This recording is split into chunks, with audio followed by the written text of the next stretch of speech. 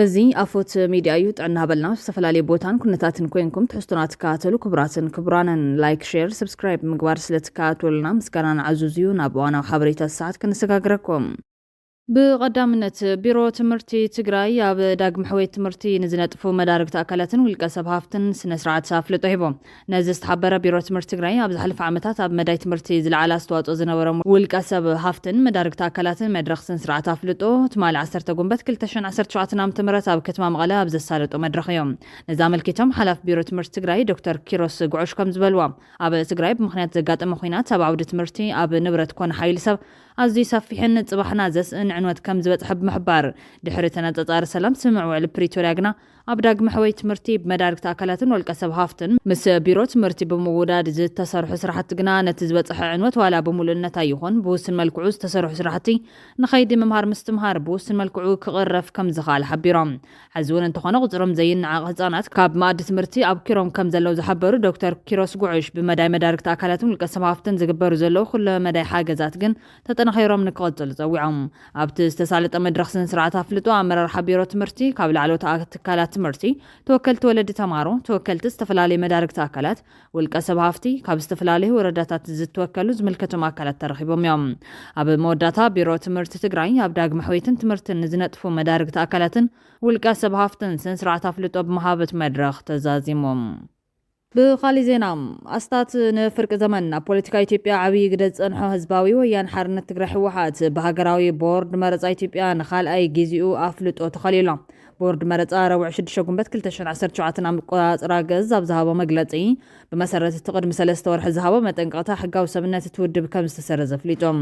ድሕሪ ኩናት ትግራይ ሕጋዊ ሰብነት ውሳነ ህወሓት ኣብዚ ጉዳይ እዚ ዝቐረበ መፍትሒ ሓሳብ ምርድዳእ ብዘይምህላው መሊሱ ካብ ምዝገባ ተሰሪዞም ቦርድ መረጻ ኢትዮጵያ ኣብ መፈለምታ 2013 ድሕሪ ምጅማር ኩናት ትግራይ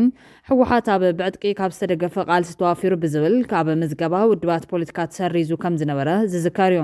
እቲ ኩናት ብስምዕ ፕሪቶሪያ ውቂዑ ሰላም ዝተፈረመ ድማ ህወሓት ካብ መዝገብ ራዕዳዊ ጉጅለ ስለ ዝተናገፈ እቲ ውድብ ሕጋዊ ሰብነቱ ክምለሰሉ ሓቲት እዮም በቲ ሓድሽ ኩነታት ንክምዝጋብ ዝቐረበ ሓሳብ ብዘይምቕባሉ ከምኡውን ከማልኡ ዘለዎም መስራሓት ብዘይምፍጻሞም ዳግም ብ5 ጉንበት 2017 ኣቆጻጽራ ገዝ ካብ መዝገብ ፖለቲካዊ ሰልፍታት ተሰሪዞም ቀጻሊ ዕጩ ዘይተፈለጠ ህወሓት ብኸመይ ናብ ትሕዝ ዘለዎ ደረጃ ክበጽሕ ክኢሉ ዝብል ቅድም ክብል ዘሰናዳናዩ ጽብጻብ እንሆም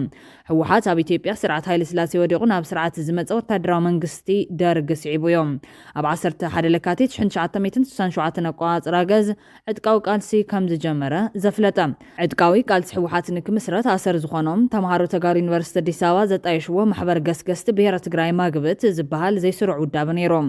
ማግብት ብ1966 ኣብ ኢትዮጵያ ነቲ ብተምሃሮ ዝተወልዐ ዓመፅ ተጠቒሞም ስልጣን ዝሓዘ ወታደራዊ ሓይሊ ጉጅለ ደርግ ነፂግዎም ማግብት ብ8 መናእሰይ ብሕቡእ ተመስሪቶም እዞም መስረቲ ድሓር ኣብ ምጅማር ምንቅስቃስ ህወሓት ልዑል ተራ ነይርዎም እዚኦም በሪሁ በርሀ ኣረጋዊ በርሀ ፋንታውን ዘርኣጽዮን ማለት እውን ግደይ ዘርኣጽዮን ሙልጌታ ሓጎስ እምባየ መስፍን ስዩም መስፍን ኣማሃ ፀሃየ ማለት እውን ኣባይ ፀሃየ ዕቁባ ዝግበየነ ኣለምሰገድ መንገሻን ዘርኡ ገሰሰ ወይ ድማ ኣጋዚ ገሰሰን እዮም እቲ ማሕበር ህዝቢ ትግራይ ንዘመናት ዝበፅሖ ዝነበረ ብሄራዊ ወፃኢ ምሕውን ምድርባይ ብረታዊ ቃልሲ ከካይድሉ ምዃኑን ፖለቲካዊ መሪሕ ከም ዘድልዮን ወሲኖም ስለዝኾነ ድማ ዝተወሰኑ ኣባላቱ ምስ ተቃለስቲ ጉጅለታት ኤርትራ ዝነበሩ ጀብሃን ህዝባዊ ግንባርን ርክብ ንምፍጣር ናብ ኤርትራ ከይዶም ገሊኦም ድማ ኣብ ከተማታት ዝርከብ ህዝቢ ናብ ምውዳብ ተዋፊሮም ኣብ ፈልማት ቃልሲ ንትግራይ ካብ ኢትዮጵያ ምንጻል ዝብል ሕቶ ሪፓብሊክ ተላዒል እኳ እንተነበረ እዚ ኣጀንዳ ካብ ሓደ ዓመት ንላዕሊ ከም ዘይቀጸለ ነባራት መስረት ትውድብ ይዛረቡ ኣብ 1968 ኣብ ዝተኻየደ ጉባኤ እቲ ዛዕባ ሓራ ትግራይ ምስራት ብኣብዝሓ ኣባላት ተነፂጎም ካብ ኣጀንዳ እውን ተኣልዮም ስለዚ ዓላማ ትውድብ ደርባዊ ቃልሲ ብምክያድ ውፅዓት ህዝብታት ሓራ ንምውፃእ ዝግበር ቃልሲ ምዃኑ ተስማዕሚዖም እንተኾነ ግን ህወሓት ዝቃወሙ ሓይልታት ኢትዮጵያ ህወሓት ህዝቢ ትግራይ ካብ ኢትዮጵያ ንምንጻል ዝተጣየሸ ውድብ ገይሮም ይስእልዎም ኣብ 1968 ኣቆጻጽራ ገዝ ህወሓት ንመጀመርታ ግዜ ኣብ መንጎ ኣመራርሓት ውድብ ምክፍፋል ዘጋጠመ ኮይኑ እዚ ድማ ሕንፍሽፍሽ እናተባሃለ ይፍለጥ ኣብ ተዋን ዝነበረ ናይ ሓሳብ ኣፈላላይ ብኣግባቡ ስለዘይተኣለየ እቲ ፀገም ንምፍታሕ ዝተወሰደ ስጉምቲ ፀረ ዲሞክራሲያዊ ከም ዝነበረ ክሳብ ሕዚ ዝዝክርዎ ነባራት ተጋደልቲ ኣለዎም ድሕሪኡ ኣብ 1977 2009 ንኻልኣይ ግዜ ዝተፈጠረ ኣፈላላይ ድማ ነባራት መራሕቲ ተጋደልቲ ኣረጋዊ በርሃን ግደይ ዘራጽዮንን ካብቲ ውድብ ንክሰናብቱ ምኽንያት ነይሮም ኣብቲ እዋን ዝተገበረ ገምጋምን ምትእታው ሓድሽ ወታደራዊ ሳይንስን ብዙሓት ዝንድዎ እኳ እንተሎ እቲ ሽዑ ዝተኣወጀ ክንፊ ፖለቲካ ማለሊት ንውሽጣዊ ባህርቲ ውድብ ንሓዋሩ ከም ዝቐይሮም ነባር ተጋዳላይ ገብሩ ኣስራት ኣብታ ሉዓላዊነትና ዲሞክራሲ በኢትዮጵያ ዘረስታ መጽሓፉ ኣስፊርዎ ኣሎ ዲሳዊ ባህር ሕወሓት ብ1983 ጀሚሩ ዘእኸለ እኳ እንተመሰለ ውሽጣዊ ባህርን ኣወዳድባነት ውድብ ግን ከይተቐየረ ኣብቲ ሕወሓት ዘማዘኑ ዝነበረ ኢህወደግ እውን ወያናይ ዲሞክራሲ ዝብል ንብዙሓት ዘካትዕ ሓድሽ ክልሲ ሓሳብ ሒዙ ክሳብ መወዳእታ ምቕጻሉ ይዝረብ ኣብ ኣጋ መወዳእታ ድማ እቲ ስርዓት ኣውራ ፓርቲ ዝብል ካሊእ ጉልባት ወሂቦ ነይሮም ሕወሓት ንሰውራታት ማለት እውን ወያነታት ሩስያን ቻይናን ዝንድ እኳ እንተነበረ ከም መራሒ ግን ንቃልሲ ኣልባንያ ዝኽተል ነይሮም ሰውራታት ሩስያን ቻይናን ዝንድ ዝነበረ ሕወሓት ከም መራሒ ናይቲ ኣብ ምብራቕ ኣውሮፓ ብዙሕ ዘይትፍለጥ ዲሳዊ ስርዓት ኣልባንያ ይኽተል ነይሮም እንተኾነ ግን እቲ ውድብ ኣብ ኣጋ ምውዳእ ዝሑል ኩናት ስልጣን ስለ ዝሓዘ ነፃ ዕዳጋ ክእወጅ ተገዲዱ ነይሮም ሕወሓት ኣብ 1993 ድማ ፖለቲካዊ መሪሕነቱ ካሊእ ፖለቲካዊ ፍልሊ ኣጋጢምዎ እዮም በዚ ክፍል ኣብ ወንበር ውድብ ዝነበረ መለስ ዜናዊ ዝመርሖ ጉጅለ ላዕለዋይ ኢድ ሒዙ ንኸም በዓል ኣይተ ስየ ብርሃን ገብሩ ኣስራትን ዝኣመሰሉ ገዳይ መራሕቲ ካብቲ ውድብ ገሊፍዎም እዮም ድሕሪኡ ብኣይተ መለስ ዜናዊ ዝምራሕ ጉጅለ ውድባውን መንግስታውን ስልጣን ብሒቱ ብምሓዝ ክሳብ ሕልፈት ተቐዳሚ ሚኒስተር ነበር ኣብ ውሽጢ ሕወሓት ኢህወደግን ሃገራዊ ጉዳያትን ብሕታዊ ወሳኒ ኣካል ኮይኑ ቀፂሎም ብፍላይ ድሕሪ 1997 ዝተኣወጀ መርሓ ልምዓታዊ መንግስቲ እቲ ነፃ ዕዳጋ ዝብል ፅንሲ ሓሳብ እናሃሰሰ መፅኡ ቁጠባውን ፖለቲካውን ጽልኡ ናብ ቻይና ዘዘንበለ ኮይኑ ቀፂሎም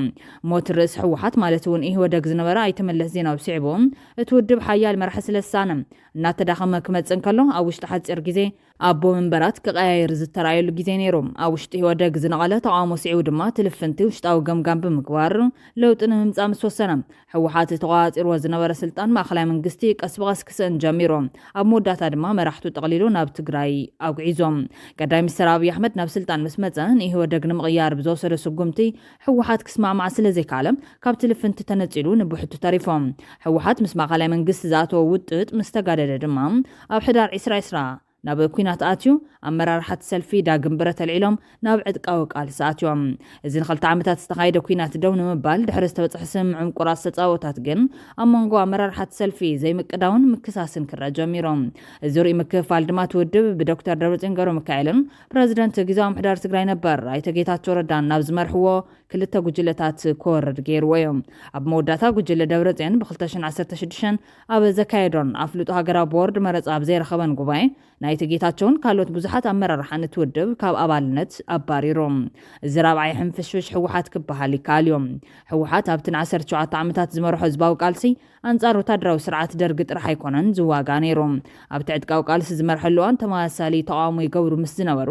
ኢድዩ ኢሃፓን ካልኦት ጉጅለታትን ዝነበሩ ፖለቲካዊ ኣፈላላይ ብሓይሊ እዩ ዝፈትሖ ነይሮም ካብዚ ብሰገረ መራሕቲ ብሽም ህዝቢ ትግራይ ዝንቀሳቐስ ዝነበረ ግንባር ገድሊ ሓርነት ትግራይ ግግሓት ብምቕታል እቶም ተጋደልቲ ክጠፍኡ ከም ዝገበረ ይንገር እዮም ግን ድማ አንጻር ደርጊ ዝካየድ ዝነበረ ኩናት እናሰፍሐ ኣብ ካልኦት ክፋላት ሃገር እውን ክካየድ ምስ ጀመረ ንዝተፈላለዩ ህዝብታት ይውክላይን ዝተባሃላ ውድባት ብምትሕባር ሓደ ግንባር ኣብ ምፍጣር ልዑል ተራ ነይርዎም በዚ መሰረት ንቃልሲ ህዝብታት ኣምሓራ ደቡብን ኦሮሞን ዝመርሑ ዝነበሩ ውዳበታት ብኣዴን ደሄዴንን ኦህዴድን ብምዋሓድ ኢህወደግ ፈጢሮም ብሕወሓት ዝመዘን ዝነበረ ኢህወደግ ስልጣን ደርግ ምስኣሌ ናይ ስግግር መንግስቲ ብምስራት ብ1987 ዝፀደቐ ሕገ መንግስቲ ሃገር ንኻልኦት ብሄራት ኣፍልጦ ሂቡ እዩ ዝብሉ ክህልውን ከሎም እቲ ስርዓት ንሓድነት ኢትዮጵያ ዕሽሽ ኢሉ እዩ ብምባል ክንቀፍ ፀኒሑ እዮም መራሕቲ ሕወሓት ምስ ንርኢ ድማ ትውድብ ኣብ 1967 ምስ ተመስረተ ንሓደ ዓመት ስሑል ኣየለ መሪሕዎም ካብኡ ቀፂሉ ናይ መጀመርታ ሂደት ዓመታት ግዜያዊ ኣቦ ወንበር ትውድብ ዶክተር ኣረጋዊ በርሀ ነይሮም ካብ 1971 ክሳብ 1981 ኣቋፅራ ገዝ ድማ ስብሓት ነጋ ኣቦ ወንበር ትውድብ ኮይኑ መሪሖም ብድሕሪኡ ሕወሓት ካብ 1981 ነትሒዙ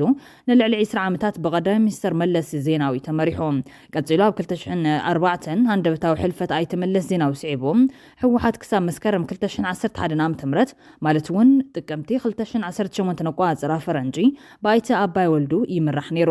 ሕወሓት ኣብ መበል 12 ጉባኤኡ ኣብ ውሽጡ ፀረ ዲሞክራሲያውነት ተሓሳስባ ከም ዝጠሓለ እኳ እንተኣመነ ኣብ መራርሓ ሓድሽ ለውጢ የምፀን ኣብ እዋን መሪሕነት ኣይተ ኣባይ ወልዱ ኣብ ክልል ትግራይ ካብ ዘዕወቶ ዘጥፎ ይበዝሕ ተባሂሉ መስከረም 2011 ኣብ መበል 13 ጉባኤ ምስ ተገምገመ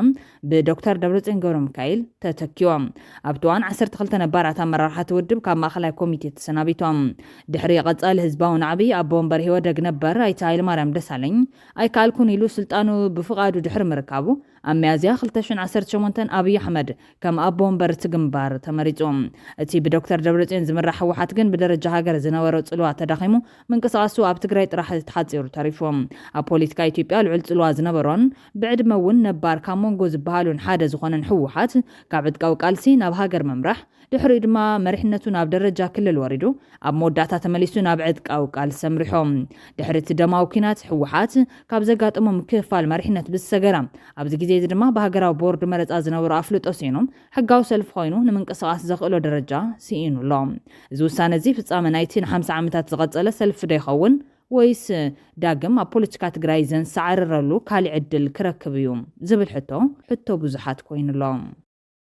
ሱዳን ቀዳማይ ሚኒስተር ሸይማም ኣዛዚ ሰራዊት ሱዳን አልቡርሃን ንነበር በዓል ስልጣን ውድብ ሕቡራት መንግስታት ዶክተር ካሚል ኢድሪስ ቀዳማይ ሚኒስተር ገይሮም ሸይማም አልቡርሃን በዓል ስልጣን ውድብ ሕቡራት መንግስታትን ነበር ሕጹይ ተወዳዳራይ ዝነበሩ ዶክተር ካሚል ኢድሪስ ቀዳማይ ሚኒስተር ኢቴጌ በወታደራዊ ሓይሉ ሱዳን ዝምራሕ መንግስት ገይሮም ሸይማም ኣለው ኣብታ ሃገር መፈንቅለ መንግስት ድሕሪ ምክያዱን ፈለማዋን ቀዳማይ ሚኒስተርነት ንሲቪል ኣመራርሓ ዝተዋሃበ ሽመትን ንስግግር መንግስት ዘሎ ድሌት መርኣያን ኮይኑ ተመዝጊቡሎም እዚ እውን ዋላ እኳ ኩናት እናተኻየደ ኣብ ዝርከበሉ እዋን ዝተወሰደ ስጉምቲ እንተኾነ እውን መንግስታዊ ትካላት ብሓድሽ መልክዑ ንምውቃር ዕድል ዘብ ተባሂሎም ላዕላዊ ቤት ምክሪ ሱዳን ዶክተር ካሚል ኢድሪስ ቀዳማይ ሚኒስተር ገይሩ መሪጹ ክብሉ ፍልፍላት ንአልዓረቢያ ገሊጾም ኣለው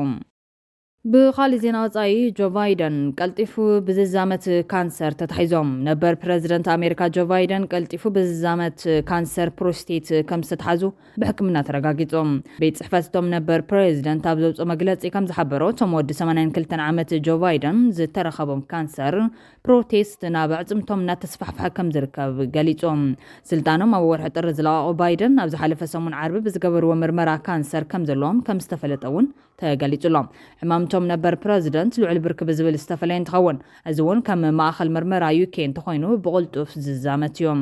ባይደንን ስድራ ቤቱን መማረፅታት ሕክምና እናፈተሹ ምዃኖም ኣፍሊጦም ኣለው ቤት ጽሕፈቶም ነበር ፕሬዝደንት እቲ ካንሰር ሆርሞን ሴንሲቲቭ ምዃኑ ኣፍሊጦም ብሕክምና ኣብ ትሕቲ ቁፅጥር ክውዕል ከም ዝኽእል ቢቢሲ ኣማርኛ እዩ ጸብጺቡ ዘሎ